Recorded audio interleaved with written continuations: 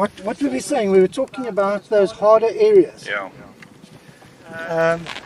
So basically, you were targeting those areas. You could sit at home before you even got there. And the big question is, well, obviously it did because you had great results.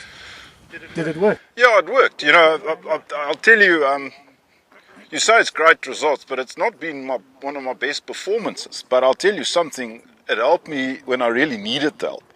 Because, you know, I was one of the main reasons I restarted competitive fishing 3 years ago was to qualify for the World Games. And I've achieved that, which was awesome, you know. But I think if I could practice and stuff, it might have made some difference. But having the maps took me from really having no chance, putting me out there and being able to make it. Because, you know, I had absolute confidence in the areas I was fishing in, and I could really fish. And the fish wanted the presentation like today we're doing. It's very deliberate and slow in key areas. And that's what ultimately carried me through, you know. As a matter of fact, every day I was catching more fish. The last day was my best day for numbers, but unfortunately I just couldn't get a kicker bite, which was what differentiated the top 10 from the rest of the field. But yeah. At the end of the tournament, like John Rhodes, did he say he was doing something? He was the winner, right? He took nationals. Yes. John Rhodes. No, he didn't really. You know, he didn't really expand. But from what I saw of him on the water, he was pretty much doing fishing like very specific areas very slowly. But yeah, I didn't. Unfortunately, I didn't have the opportunity to really chat with him. He looks like a really good sportman. I'm happy for his. It sounds like it, yeah. Happy for his results. Yeah. Something else you were saying just now. You were saying about the rubble. You know that when the guys rebuild their walls or their jetty or whatnot, they just take the old rubble and they throw it in there. Yeah. Now on the Vaal River, when I mapped the river was obviously 100% full, right up to the top. Yeah. But I don't know if you know this, but on that Vaal River chart, there's about 150 photographs that I was given with a P in front of them. Yeah.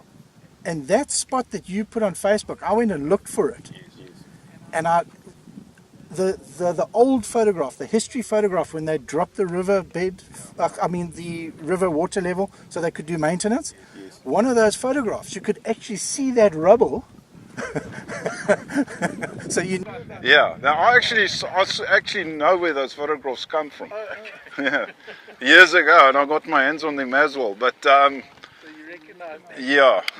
But yeah, that most certainly also helped me to refine it. But the thing what really helped me was, and that I keep on saying, is I'm not looking for the obvious. I'm looking for something really subtle.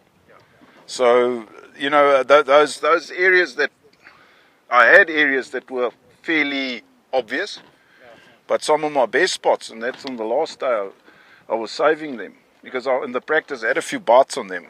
That's where there's the real subtle stuff, and you can't. There's no photographs. There's no nothing. You know, it's small little areas. You've got to work it out. Yeah. You know, some guys say, oh, the charts are taking away the sportsmanship of the game and whatnot. Let me not give my opinion on that. Let me rather get yours. Do you think the charts are giving people an unfair advantage? So I don't think it's unethical.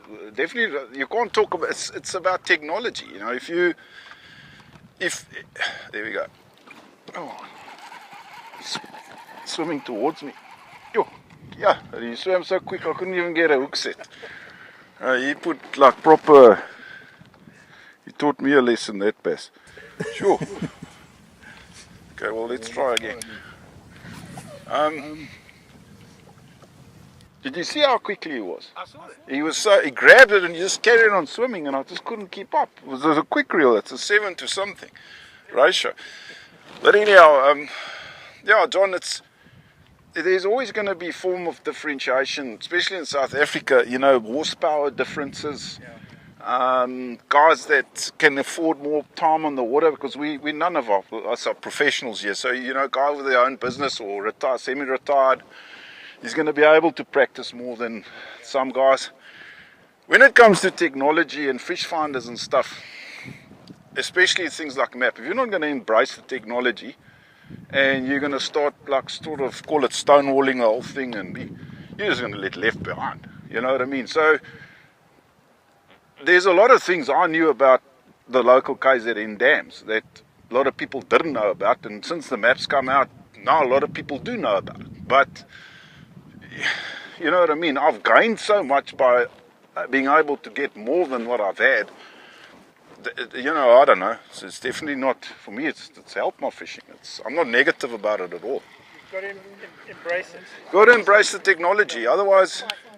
You know, I won't mention names, but there's prime examples of some really Trojan fishermen in KZN. And they just never took that step, you know, and they absolutely got left behind.